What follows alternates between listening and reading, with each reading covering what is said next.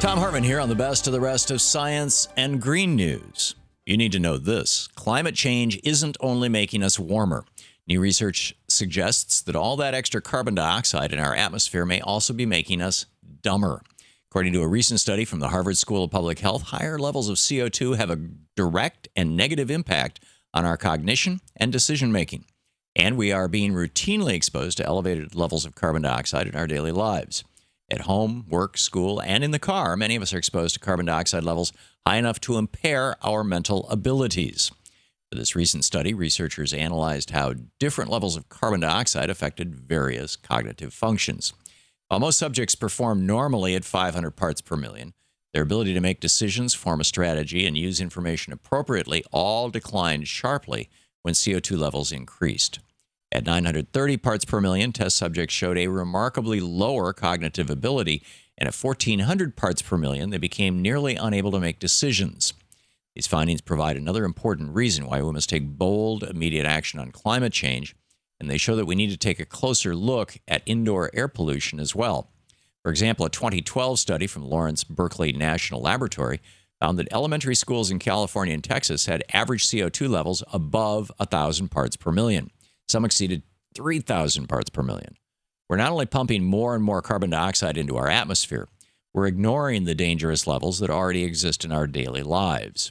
At the rate we're going, we won't be safe from the harmful effects even when we stay indoors. We need to get serious about limiting carbon dioxide in our atmosphere, and we need to take a hard look at the pollution we're exposed to in everyday life. It wasn't that long ago that solar roadways and paths became a reality, and now Wi-Fi-enabled walkways have come to fruition. According to ScienceAlert.com, a new footpath in the United Kingdom provides free Wi-Fi to everyone within 80 meters. The service reaches speeds of more than 160 megabits a second, and it uses manholes and other items on the street to broadcast the signal. For now, this service is only a promotion from Virgin Media, but it's proving to be an excellent beta test for free public Wi-Fi. The promotion has been so popular, Virgin Media says that they will use feedback from the trial to help them expand public Wi-Fi in the future. The company's director, Gregor McNeil, said, "Not only is this the first time we've built metropolitan Wi-Fi directly from our street cabinets, but it's also the UK's first deployment of a Wi-Fi connected pavement. And this innovation occurred despite stronger regulations and lower prices, or perhaps because of them. When broadband companies actually have to compete for our business, maybe we'll finally see amazing technology like this right here in the United States." Sunscreen may be vital to protecting ourselves from the sun, but it's also deadly to the coral reefs struggling to survive in the ocean. According to a new study published in the Archives of Environmental Contamination and Toxicology, almost every brand of sunscreen used by Americans has been linked to coral destruction. Scientists discovered the problem while researching why baby corals have stopped developing in many reefs. They discovered that a chemical called oxybenzone is harming coral and diminishing its ability to recover.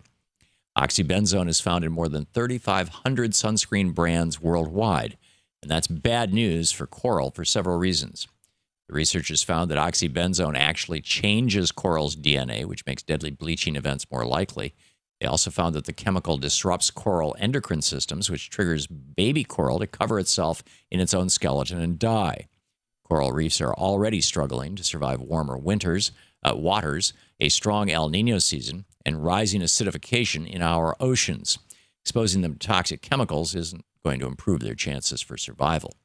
We do have to protect ourselves from skin cancer, but we need to be more aware of how the chemicals we use affect our environment. Astronomers are calling it the most interesting star in our galaxy.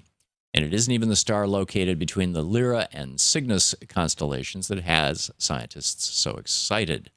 The Kepler Space Telescope has been pointed at the area for years, but it wasn't until recently that the science team there announced that they had spotted something interesting and bizarre. With the help of citizen scientists, the Kepler team documented a strange mass of matter circling the distant star. Scientists at Yale reviewed possible causes for the strange matter, but most of the theories they came up with didn't seem to fit the right scenario. Jason Wright, an astronomer from Penn State University, will soon publish an alternative paper which presents a more out-of-this-world answer. He and his co-authors suggest that the unusual pattern is consistent with a swarm of megastructures. In other words, extraterrestrial civilization. He said aliens should be the very last hypothesis you consider, but this looked like something you would expect an alien civilization to build.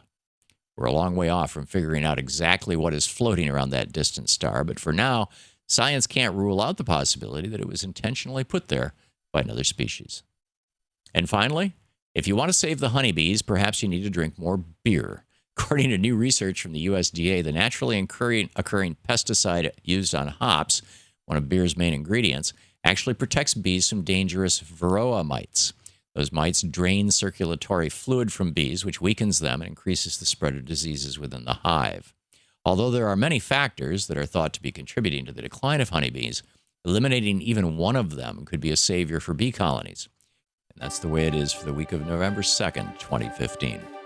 I'm Thom Hartmann on Science and Green News.